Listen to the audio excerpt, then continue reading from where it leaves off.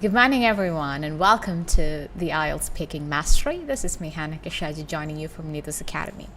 Yes, we have come with yet another IELTS Speaking Live and an IELTS Speaking Mastery. We're dealing with part 1. And I've heard a lot of students say that speaking is one of the toughest modules, and that's why we are actually giving a special attention to IELTS speaking. If you look at the speaking module, what you can see is it's one of the smallest modules. You have to invest, you have 1 hour of a test for your reading, you have 40 minutes to 1 hour of a test for your listening, and again 1 hour of a test for your writing. But when it comes to speaking, you just have 11 to 14 minutes of a test, which is really short. But that small test is a big concern for a lot of students because it requires a lot of effort to bring some changes in how you're doing. But I think what you have to do is, if you just focus on the assessment criteria and try to improve that, things would be much easier. And when I say it, I know the assessment criteria of IELTS speaking actually cover almost all the aspects of a language. So they expect you to have a strong hold in different parts of a language, like the clarity of speech, pronunciation, the logical order in which you say the answers, then the vocabulary, the words you're using, then grammar. These are the important aspects and pillars of language. And fluency. Fluency is, it sounds like a small word, but it means a lot, and we know that, and we've discussed in the previous lives. I've mentioned about the 3 pillars of fluency, and those are the remaining assessment criteria of IELTS speaking. And when you have those 3, automatically you will become fluent. But you can just start improving your fluency, but by just speaking. Okay, the first and the foremost thing that you have to do is to just speak. If you're someone who is trying and preparing for your IELTS speaking, I would say every day you should speak in English at least for half an hour. Besides speaking to your friends in English, besides having conversation in English, besides indulging yourself in English speaking surroundings, you have to do something like speak to yourself continuously for 30 minutes every day, and that goes a long way. You know why? Because I can give you my own example. Everything helps you in different ways. So if you're having English conversations with your friends, or if you're indulging, or if you are putting yourself in situations where people speak in English and you're interacting with them in English, that helps you a lot. That works. But when it comes to IELTS speaking, what they expect you to do is, maybe you're given a question and you have to answer it in 2 to 3 sentences. And you're given a cue card and you have to answer it in 2 minutes, and then you're given a few questions you have to answer in 2 to 3 sentences. So that requires you to have a different kind of exposure to a language. When you are in a surrounding where everyone speaks in English, you're interacting with them in English and you're speaking to them in English, in that circumstance what happens is you're improving your confidence in English, you're learning few words in English, you're speaking in English. That's happening, but it wouldn't go a long way. I mean, it wouldn't help you in a way that you needed for your exam, because we wouldn't ever be answering our friends in 2 to 3 sentences, right? When they ask you something, maybe imagine you're speaking in English in your office. So when you're in the office, you're speaking to your colleague, you'll be like, did you do that project? And the colleague would be like, yes. Okay, I did mine too.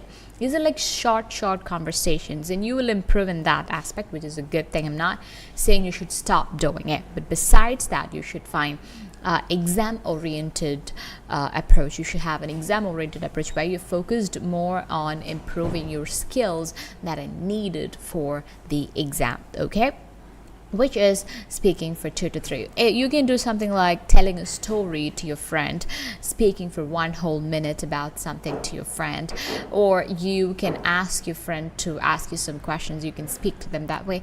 Those kind of conversations will help you speak better in here.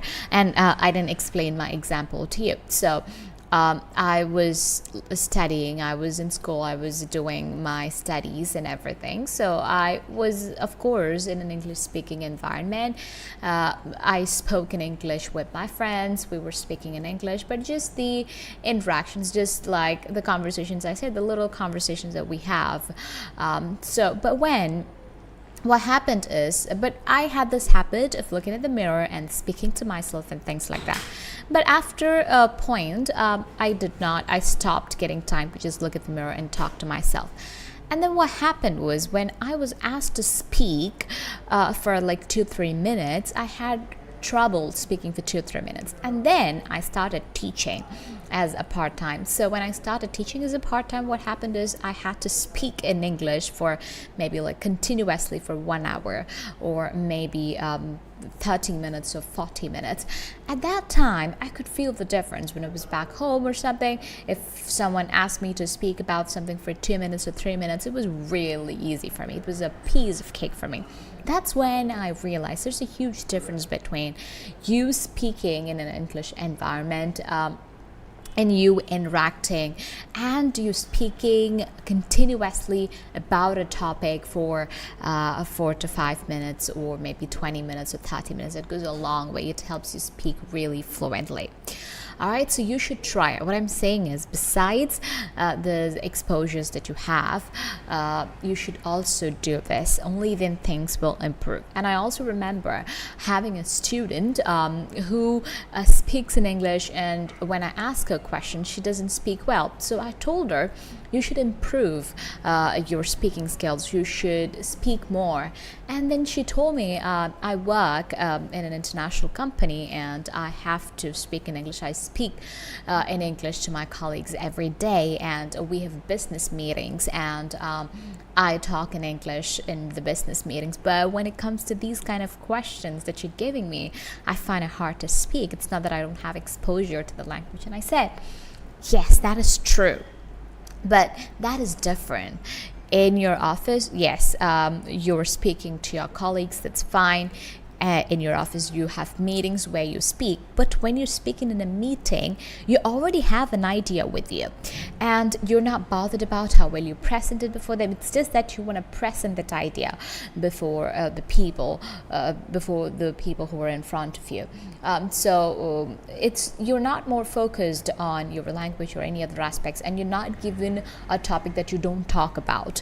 For example, writing, or about a famous statue that you saw. You're not talking about things like that. You're talking about an idea that is already in your mind, and you just have to present it. You just have to get it out to the people in front of you. So that's a different story. You have to take these topics, you have to speak, you have to invest some time on it and speak to yourself. So that's when you improve. So these are the things you have to be careful about. I wanted to mention this to you so that you're reminded about what to do to improve your speaking. So this goes a long way.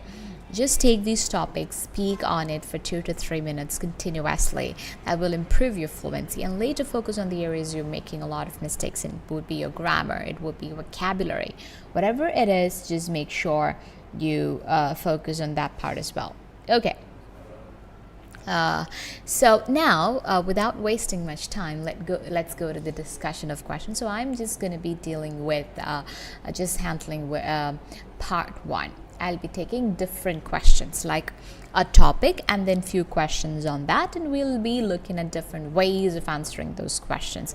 I'll give you a structured way of answering it, so you'll see the answer on the screen. And these questions are not given so that you can copy this and say the exact same thing. It's just to guide you. It's just a guide. I would call these answers a guide. It would help you frame an answer, but it shouldn't be copied completely. Okay, you can take the words from it, you can take the style, you can take certain things from it, you can use it to help you say an answer, but don't copy it. Okay. Yes. So, and you're not given marks for your ideas. You won't get marks for your ideas. It's just about the language aspects for which you get marks. So you don't have to worry so much about other aspects. Okay. So Let's look at the first question. First question is on keys. All right, key. You see, you're not talking about keys in an office meeting, or you're not talking to your friends about keys every day. So you haven't talked about it. That's why I'm saying you have to pick these kind of topics and you have to speak out the answer. So now when I discuss, you feel like, I know the answer. I know how to say, but when you speak it, you may not actually get those answers. So that has to change. Every time you see a question, you have to try say that answer. In speaking, you don't have to write and learn, you don't have to read and learn, you only have to speak. Of course, a bit of listening will also help in you in improving your pronunciation and intonation and things like that, because you'll try to imitate it, and that would also give you some kind of motivation to speak like that, so it would help you learn things better. Now look at this question. This is an interesting question. I mean, it's a very simple question, but it seems a bit interesting because we don't always see these kind of questions being asked, or we don't see these kind of questions in our everyday life. So do you always bring a lot of keys with you? And to look at the rule, you have to answer it with 2 to 3 sentences. Let's see how you can answer it. Do you always bring a lot of keys with you? How will you answer it? Bring, for bring, what word can you use? You can use the word carry. Well, you can answer it in 2 ways. You can have 2 answers. The first one is, you can say something like, I don't always carry a lot of keys with me because I think it's really hard to take care of all of the keys, and I'm afraid I would lose them. So I always try to just keep the most important ones with me, maybe the key of my vehicle that I'm going in, and also sometimes my home key. Otherwise, I don't carry any other key. Or you can say, yes, I carry a lot of keys with me. I carry the keys of my gate, my house, and then my office keys, then the keys of my vehicles, then they duplicate. So I will have at least 10 keys with me every time I go out, or in my wallet, or in my bag. It gives me some kind of confidence, so I just always keep all these keys with me. I know it's not very safe to carry too many keys with you, but I do mostly. You see? Yes. Let's look at the answer. No, I don't always carry a lot of keys because I don't have many. I only have the key of the vehicle I'm traveling in. If it's my scooter, then I have the scooter's key. If it's the car, then I have the car's key. I think it's very risky to carry a lot of keys because you may lose them. Taking care of one key itself is stressful to me. Okay? Next one. No, I don't carry many keys because I don't have that many. I only take the key for the vehicle I'm using, whether it's my scooter or my car. Carrying a lot of keys seems risky to me since I might lose them. Even keeping track of one key is stressful enough for me. That's another way of saying it. Even keeping. See, what you have to do is, now you saw this sentence, even keeping track of one key is stressful enough for me. Instead of simply saying it's stressful for me, stressful to me, you're saying stressful enough for me. That's a different way of saying. So next time you use the word stressful in a sentence or a noun, so you will use that. That's how you say it. And earlier you did not have an idea about what to say, so you can say I don't have keys because I don't carry a lot of it because it's hard to take care of them. Okay, let's look at next question. Have you ever lost keys? Fortunately, by God's grace, I've never lost any keys because I always take care of my keys really well. I keep them safe. I make sure I place it in the usual place. I never misplace my keys. So whether it be at my office or my house, I always keep it in the usual place. And so I don't. And then if I'm taking it somewhere, I make sure I take utmost care of it. So by God's grace, I've never lost it, and I hope I'll never lose them as well, because I would panic and it would be so stressful for me if I ever lose my keys. This is a natural way of saying it. Sounds like I'm talking to a friend of mine and telling them about my lost keys or my experience about losing keys. You shouldn't be too informal, but you can be a bit informal. That means you can be semi-formal when you're answering such questions. Fortunately, I've never lost my keys because I'm always careful with them. I make sure to keep them in the same place every day, whether at the office or at home. I hope I never lose them, as it would greatly disturb me, even if I have a spare key. Next one. Do you often forget the keys and lock yourself out? I've actually never locked myself out after forgetting the keys. Like I mentioned before, I'm very careful with keys, so I always carry them with me. But there were times I had to stay out because I did not have key. That was not because I forgot them or something. That's because when I go to office, sometimes that person who opens might have not come, so I will have to stand outside. It's not that I forgot the keys, it says that I don't have the keys. So I had to stand outside because I don't have the keys, and it was never because I forgot them. All right? I don't forget my keys very often, especially my home or office keys. However, I recently forgot my office key once and had to wait outside until someone else arrived. It was not a pleasant experience. It was very stressful. I decided to be always careful with my keys and never forget them again. So you see, a different approach to the same answer. Next one.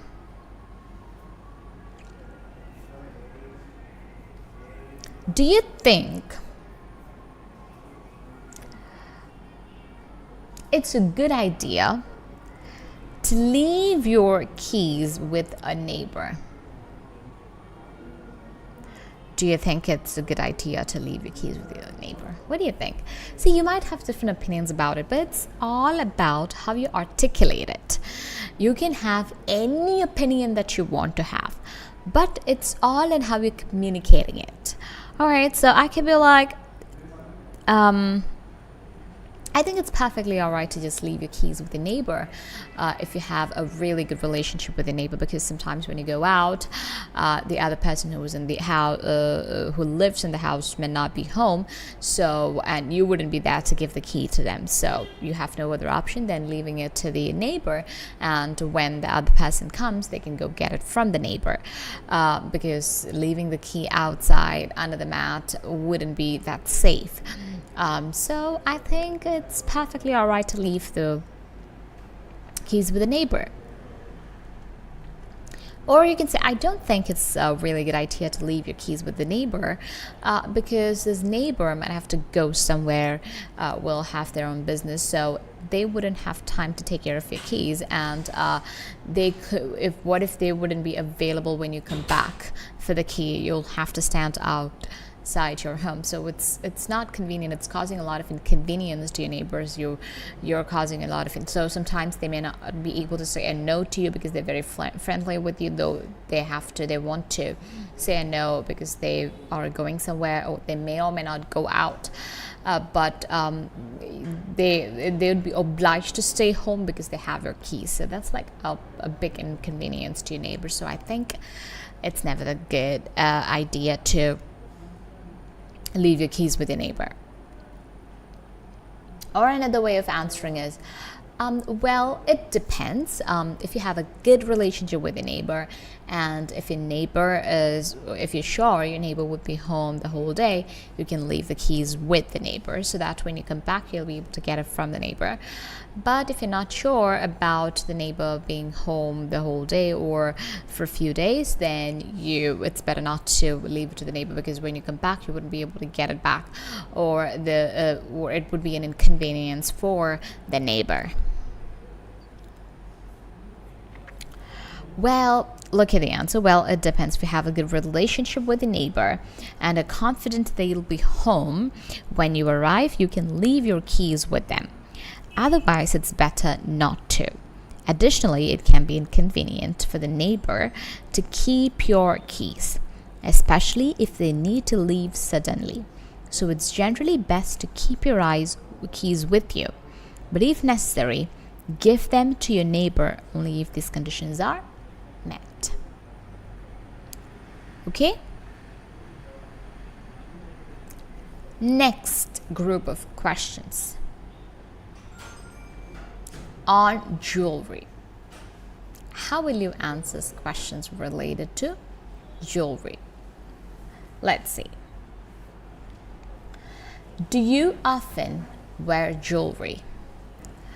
I'm a person who hates to wear jewelry, though I enjoy jewelry so much. Seeing it on other people makes me really happy, but I myself don't wear it because I don't think I would look really good in it, and it's not that not a single jewelry looks good on me. It's that most of the jewelries don't look really good on me, so I don't often wear jewelry. I don't wear jewelry at all because I don't think I look good in most of it. I feel the jewelry doesn't suit me. However, I do like seeing others wear jewelry. Maybe if I styled it better, I might look better in it too. Next question. What type of jewelry do you like? I actually like all kinds of jewelry, but I like the ones that are very simple and elegant. Maybe the ones that are made with rose gold and diamond, like the thin diamond chains and rings and bangles and stuff like that. Those are the things I love the most because they're so pretty on almost all skin types and all body types and all kinds of lighting.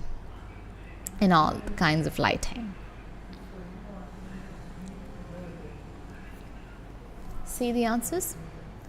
I'm a huge fan of simple silver and diamond jewelry.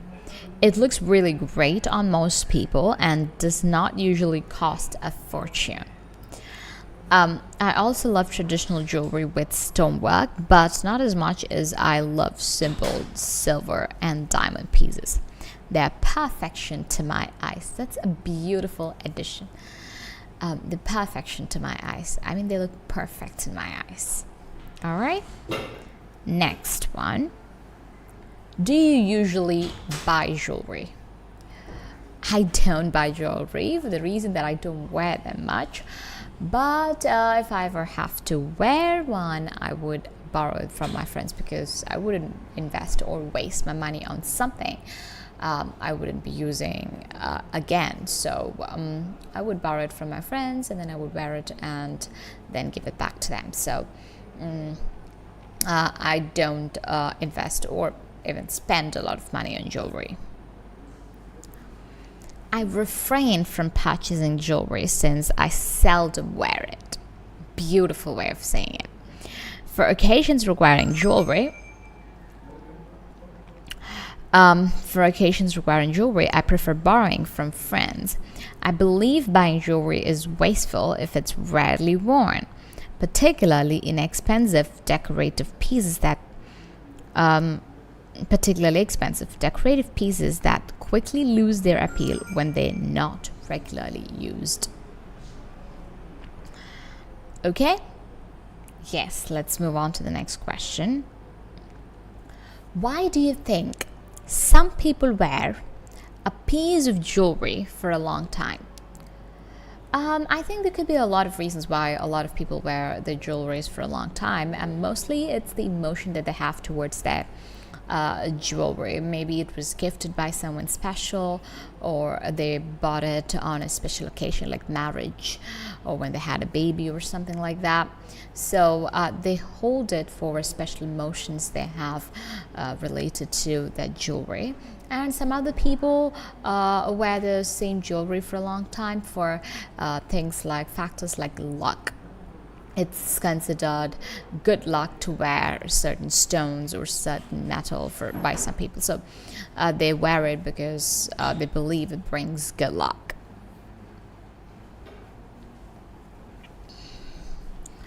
People wear a particular piece of jewelry for a long time due to several reasons.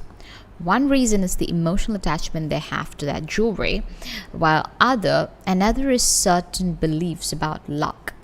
Some people believe wearing certain types of stones or jewelry brings good luck.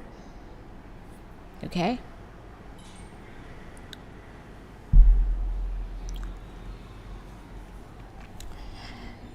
And next one, another way of answering it is people often wear a specific piece of jewelry for extended periods. Like for a long time, you're using a synonym that is extended periods due to various reasons. Emotional attachment plays a significant role, as does belief in the luck associated with certain types of stones or jewelry. Okay? Let's look at next question. Happy things. We're going to be answering a few questions on happy things. Okay? First one. Is there anything that has made you feel happy lately? Recently, I got a gift from my father, and that made me really happy. He gifted me for no reason. He gifted me a beautiful white dress when he came back from a trip, and that made me feel really special because it was so thoughtful. When he saw that dress, he thought I would look good in that, and he got me that. So it was really special, and it was so emotional, and I felt very happy when I received it, and especially when I wore it. Okay?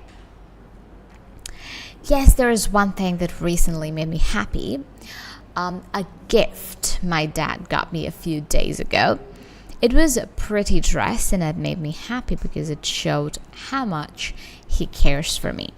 It was a very thoughtful act, and the fact that he remembered me when he saw the pretty dress made me even happier. Okay? Yes. Let's look at another way of saying it. Yes, something that brought me joy. See, if you want to use different words and which gives you more marks, like you'll get more marks for your vocabulary if you're using more like a different variety of words. Like look at here. Something that brought me joy recently was a gift my dad gave me a few days ago, a beautiful dress. It made me happy because it showed his care for me.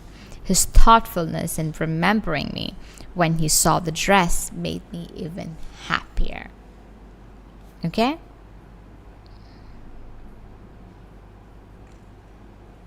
Now question number 2.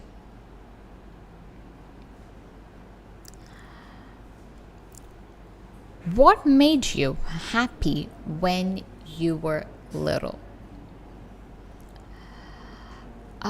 When I was little, or you can say when I was a young child, to use a synonym for little, when I was a young child, even little things made me super happy.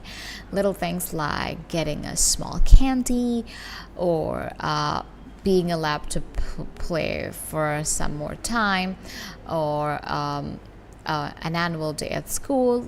All these little things made me happy when I was a young child. And getting my favorite food used to be mostly junk food. So when I was allowed to eat my favorite food, I was really happy. And I miss those days when I could be happy with the little that I had, or in the little things, when I could truly find joy in the little things.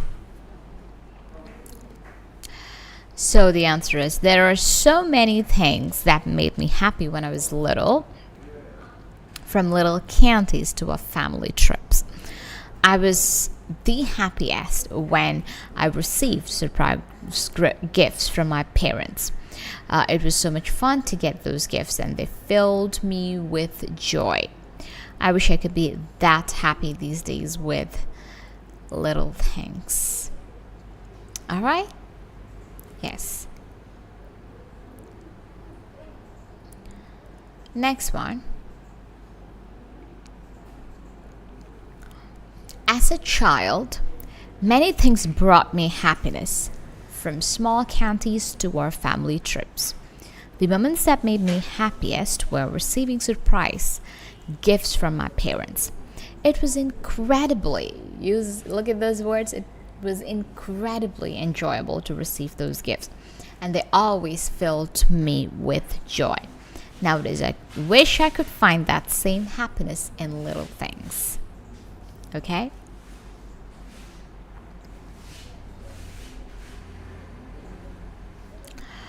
What do you think will make you feel happy in the future?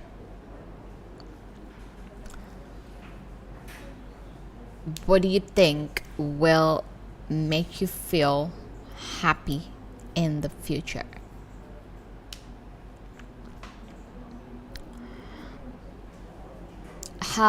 You can answer this question also in n number of ways. You can say something like, I don't think there is anything that will make me very happy in the future, because I don't believe one particular thing makes you happy. It's all about you feeling happy. So it's a feeling. It's about training yourself to be happy. So I think when I'm done training myself, that would be when I will learn to be happy, and I will be happy. You can say some kind of answers like that, some philosophical answers like that. Or you can say something simple like, I think growing in my career, being successful in my career, and reaching the career that I want to reach, and doing the things I want to do in that job will make me really happy in the future. But see, if I ever get to do the kind of job I want to do in my life, I'm sure I will be really happy. I would be on top of the world. Okay? I believe I will become happy, or I will be happy if I become successful in my career. By that I mean achieving my dream job and doing what I aspire to do within it. Additionally, if my career is well received by people and achieves success, meaning it provides good financial benefits, I would find happiness to some extent. Happiness is a broader term with deep implications beyond career success, but I still believe achieving these things will bring me happiness. So you can see well received by people, financial benefits, deep implications, career success. You can use those words, and you can write the answers. I mean, you can make an answer. Or you can say, I think achieving my dream job and excelling in it, alongside gaining recognition and financial stability, just like simple explanation, would bring me a considerable amount of happiness. While I acknowledge that happiness extends beyond career success, these achievements are significant factors for me.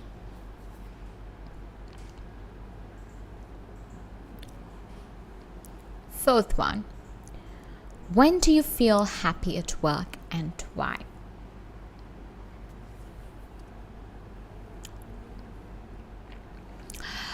I feel very happy at my work when I complete my pending works. There are certain things I don't like to do in my job, and those become pending works. And when I complete it, I become really happy. And when I do things that I really excel in, for example, when I'm asked to do something, I'm sure that I will rock. And when I do it, when I get all the appreciation from my boss and my colleagues, that makes me happy. So that's the time when I become happy at work. I feel very happy when I finish my pending works and other work, because it gives me a sense of joy and accomplishment. There are certain tasks at work that I dislike. Instead of that I don't like, I dislike, I tend to postpone them. But when I finish them, it brings me special joy. Next set of questions. Do you feel happy when buying new things? Try it on your own. You have to try it on your own. I'm not going to give you a sample answer. Do you feel happy when buying new things? You can say something like, yeah, of course, I feel very delighted when I buy new things, because I love new things and I'm so excited when I get something new, and when I use it for the first time, it's a special feeling. And for the same reason, I invest a lot of money in, spend for that matter. I spent a lot of money on such things. See here, this is the vocabulary they're looking at. At first, I used the word invest. That's not the right word to say when you are buying new things. You're not investing in new things. You're buying new things, you're using it, or maybe you're throwing it in the dustbin, you're doing whatever. So there you're spending the money. See, spend and invest are not like really big words or fancy words or anything. Those are like simple words, but using it in the right place gives you good marks. Okay? So that was a perfect example. So I like to spend money on new things because it gives me joy, and I think I'm addicted to it.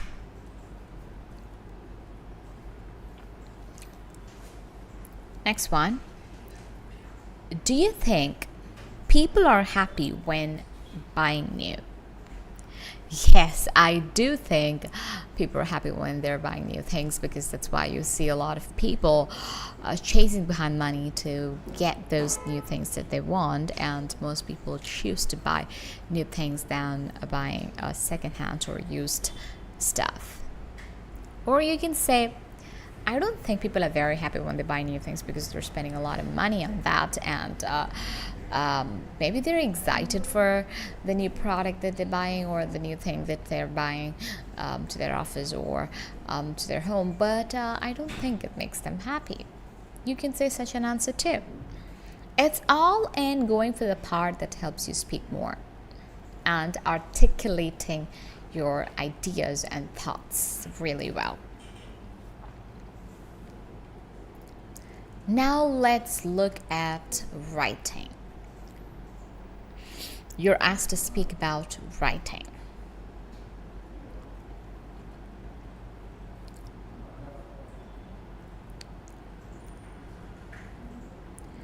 Do you write a lot? Well, I don't write a lot, but I do write a little bit. Or you can simply say, well, I write a little bit. I don't write so much because I'm not a writer and I'm not so much into writing. But when I feel really bad, when I feel sad, and when I'm overwhelmed, I pour my emotions on a piece of paper.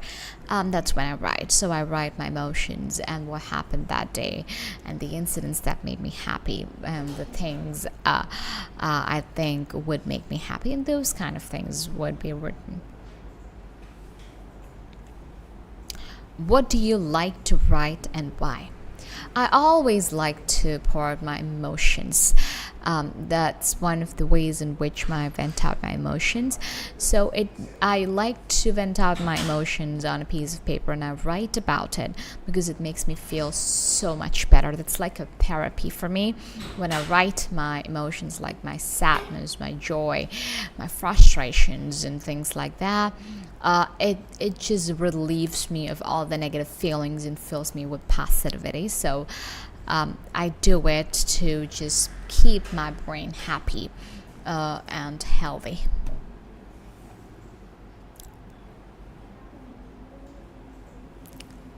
Third question: do you think the things you write would change? I personally don't think the things I will write will change, but whatever I write each day would be different things. But whatever I write will never change, because those are emotions, and emotions stay the same no matter what. And what happens, and emotions have been there in this world since it began. So emotions will stay the way it is, even if years pass by. Okay, or you can say the things I write would change. If you're writing about politics, you can say the things I write would definitely change, because politics is something which keeps changing every minute. So whatever I've written will change, but it will become a history. It wouldn't become wrong. I'm sure about that. And even my opinions can change, but whatever I've written would remain as some things that I used to believe in my life, but not something that's so wrong and that should be unwritten. Next one: do you prefer typing or handwriting when you're writing? I prefer handwriting if I'm writing something, or you can put it in a different way. I like to write with my hands when I'm writing something, because it helps me connect to the ideas that I'm writing, and it makes me feel really good, and it helps me actually vent out all my emotions completely in that writing.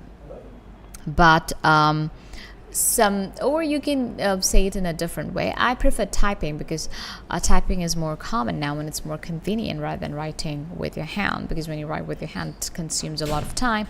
You will be concerned about handwriting, you will be worried about different things. But with typing, you don't have to worry about those things. It's very convenient and it's very comfortable.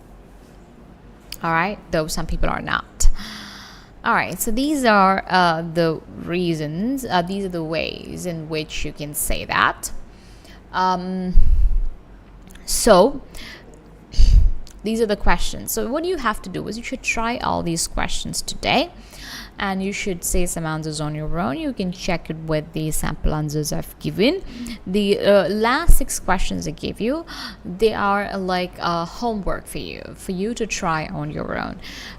You can speak and answer on your own. You can try and answer. So if there is any question that you want me to repeat, we will do that. Any question that you find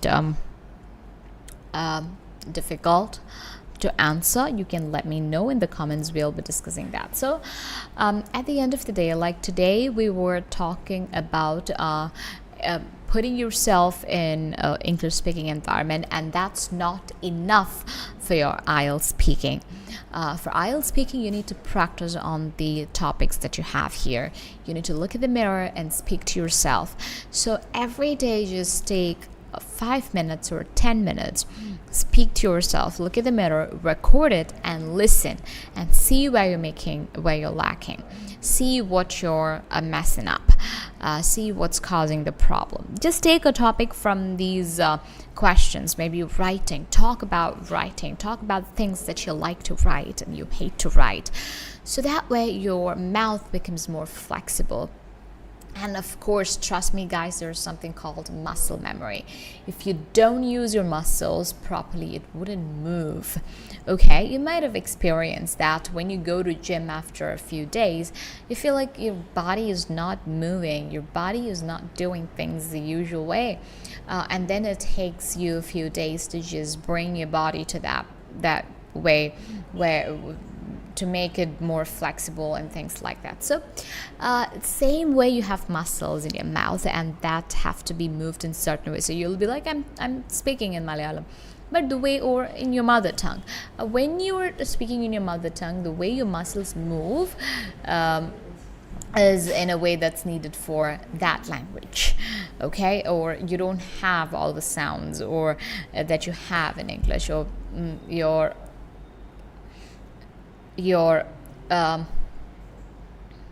mouth and muscles are moving in a different way. So that is actually really important. You should be careful about it. You should focus on your muscle memory, how your mouth moves, and how you should keep speaking so that you improve it. Otherwise, when you want to say a word, you wouldn't be able to say it, and the words wouldn't flow. Your mouth wouldn't move in the way that's needed. So you have to keep practicing. And if you take 1 week break, you'll see the difference in that. So always make sure you focus and you do something related to your speaking every day. Speaking is something which has to be practiced almost every day, no matter how good you are at it or how bad you are at it. For IELTS listening and all, or listening and all, I tell students, if you're really good, if you're getting 38, 39, most of the time you practice, you do it on alternate days. But that is not the case with IELTS speaking.